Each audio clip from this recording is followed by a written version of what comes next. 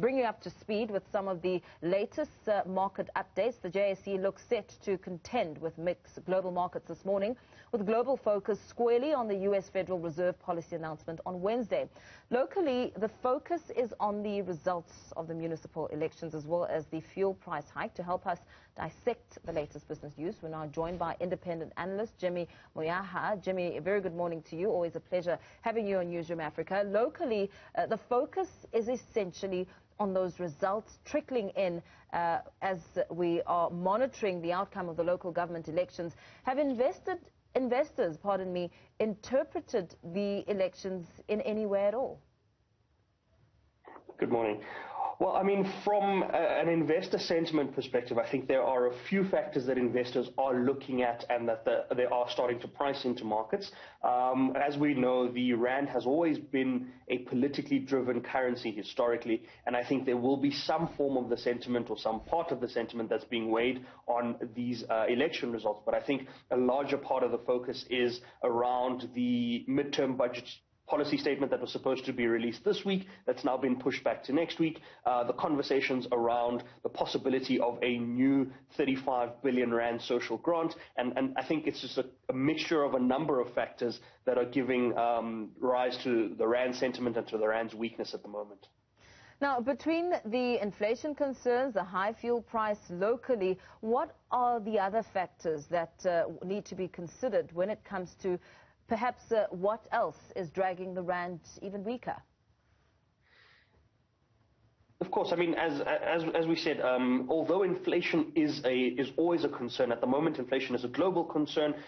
For South Africa, our inflation is still within the targeted range that we want to keep it in. So that is seemingly, for the first time in a long time, that is seemingly one of the smaller factors to look at. As I said, one of the biggest factors that investors, especially foreign investors, are going to be looking at is that midterm budget policy statement. We have previously made commitments to the IMF and to other global organizations to get our debt under control, to get our spending under control, to get our debt to GDP ratios right so that we can improve the state of the economy. And now, as I said, with the announcement of a potential new or increase in a social grants package to the tune of some 35 billion rand, that is going to raise concerns around where we're going to get that money from, how we're going to finance that. Is that going to be pulled from another budget or reallocated from another sector that needs the money, and how that's going to affect. So that sort of sentiment is weighing in a lot heavier than your sentiment around things like inflation, which we, for the moment, are still keeping in check. The record petrol price of over R9.50 a litre in Gauteng and other inland provinces is indeed upon us from midnight. How on earth did we get here? So this is another area that has been very difficult for South Africa to manage. I mean, if we look at the fuel prices, we did a fuel price analysis around April of this year, so March, April of this year. We compared that fuel price to similar fuel prices in June of 2015. And what you've seen consistently, if you look at the fuel prices, the levies and the taxes that are being levied into the fuel price now are now increasing at a remarkable rate. And the government or the fuel associations are saying that this is as a result of the oil price, as a result of the depreciating rand, but it's all a cyclical effect that's created by things like South Africa not having enough fuel reserves. I mean, we know that South Africa sold its oil reserves a couple of months ago, and as a result of not retaining those oil reserves, you're now being affected more negatively by price fluctuations in the oil price.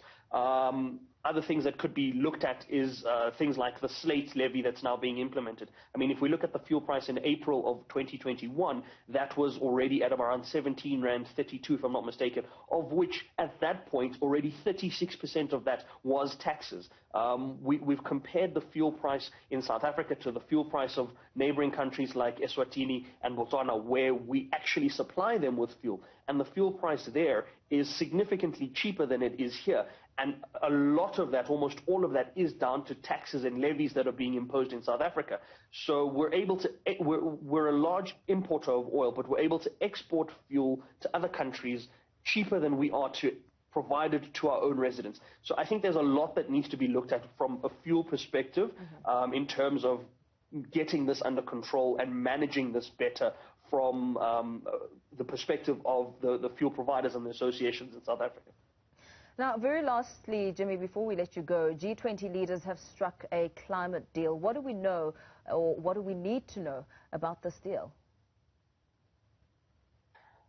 So we know that the climate deal has been, or the conversation has been that the climate agreements or whatever agreements that were concluded over the past weekend will not be enough. The G20 countries have confirmed that they want to see more implementation around these climate change goals that they've set in place from the COP26 summit that's starting next week. So we have heard that the G20 countries want to commit to sort of capping the global warming or the increasing in temperature at about 1.5 degrees.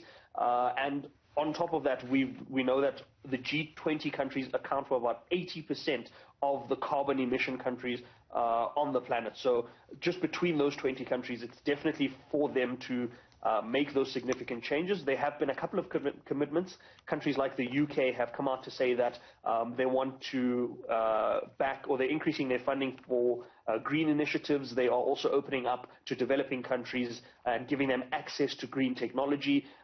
So we've gotten a couple of commitments from various countries around how they plan to improve this. But I think the overall emphasis is that the COP26 summit that's happening next week must provide greater guidance in terms of the actual implementation of this, and not just the commitments to say we will do this, but actually outlining roadmaps on how that will be achieved.